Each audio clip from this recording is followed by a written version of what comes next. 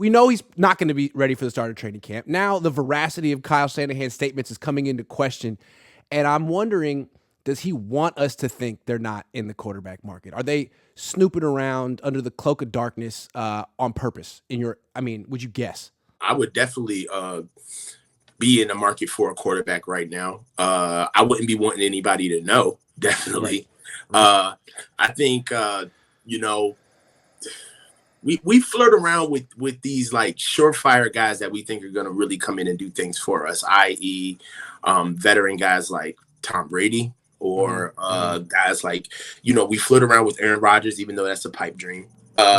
And, really it's just almost kind of like a rinse and repeat of what we think we're going to get in an upgraded version of Jimmy.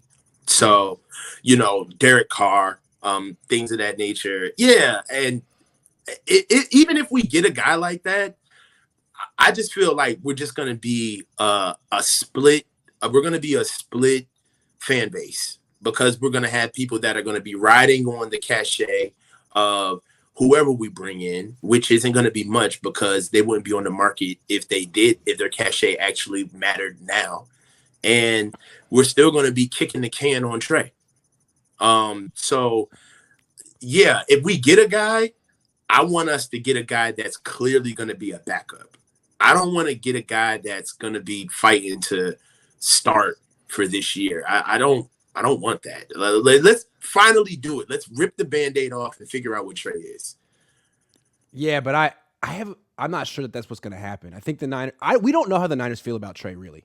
It's possible that Kyle Shanahan wrote off Trey a year ago and doesn't want anyone to know because they want to trade him eventually. And if the world really knew what Kyle thought of Trey, his trade value would be a 6th-round pick or something. So maybe there's some business going on here. We don't know how they feel about Trey. The fact that they brought back Jimmy last year wasn't a good sign.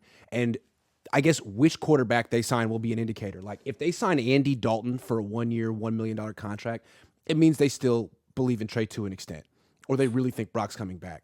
If they go out and sign some quarterback for $10 to $15 million on a 1-year deal, that means that they look at Trey as a backup, or that they might trade him. One of the two. So it's going to be really interesting. But the way I look at it is like, remember last year when they were in the center market, but they didn't want anyone to know, and we kept asking about Alex Mack, and they were like, "Yeah, we have a pretty good idea what he's going to do."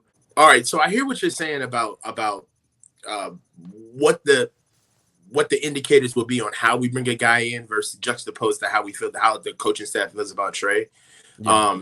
And I know we keep bringing up, how does the coaching staff feel about Trey? Does Kyle really want Trey? I think that doesn't matter anymore. I don't care if he doesn't like him or not. It really, quite frankly, he has to get on the field and play. If Trey Lance gets moved or he, for some reason, does not start as the starter of the 49ers for this season, then acquiring him, the assets that we gave up for him, all of the man hours put into preparing him, this would be an abject failure, and we would have to wear that. But hold on. Here's how Kyle's going to frame it, and everyone always buys Kyle's story. He's going to say, yeah, okay, we got it wrong with Trey, but Brock is the truth. And he's going to be out a little while, but he's coming back, and that's our QB1. All we need is a placeholder for 1 year, so we'll bring in, veteran quarterback X, give him $10 million. He's an upgrade over Jimmy Garoppolo. And sure, we got it wrong with Trey Lance, but you know what? We got Brock, we got this guy, and you can't be right every time. That's how he would frame it. And people would be like, he is so courageous for saying that. And you know what's kind of funny is that I'll ride with you, because that would be right up our alley to think that we can write the script, so to speak. That, that would be right up our alley to say, to make a move and then have everybody, pat each other on the back on how we got it right. We can see how we're connecting the dots down the line. But they would get praised. They would get praised for acknowledging their mistake. That's so amazing. Yeah, they moved on. Like, it would be such a positive. It would be spun as a positive. Yeah, but that's not realistic. And the reason, and let's just keep the main thing. The reason why going to get anybody outside of a backup and not starting Trey would be a failure is because we just got more news on Brock Purdy. And that is that he was supposed to have this surgery yesterday. Yeah.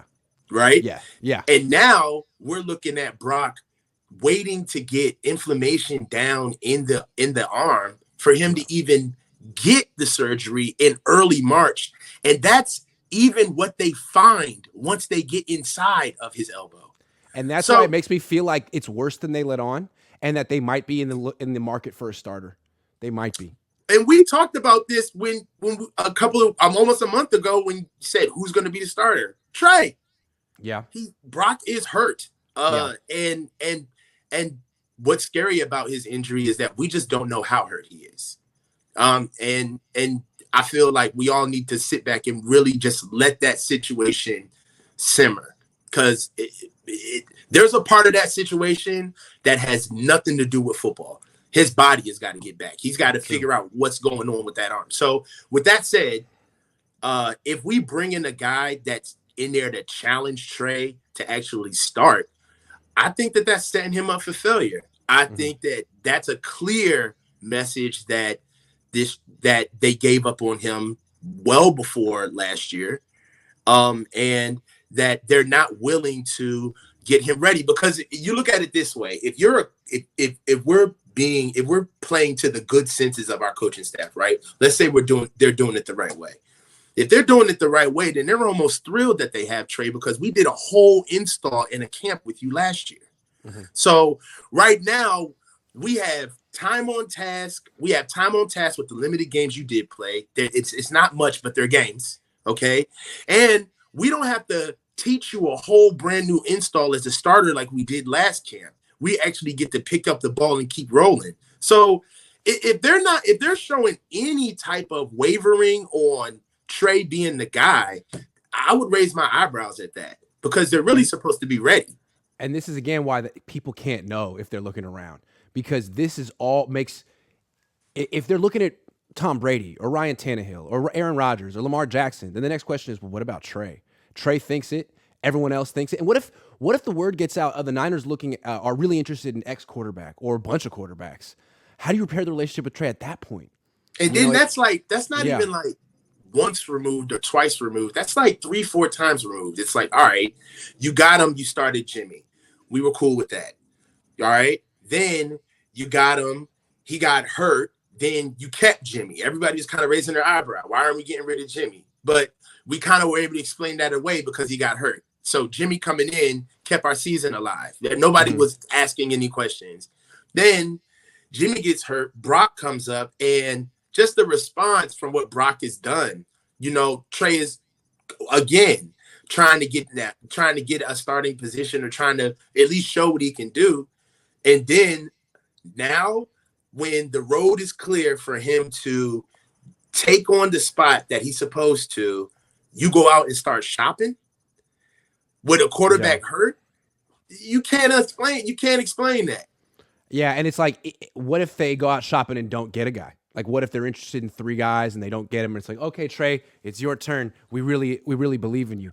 So they might.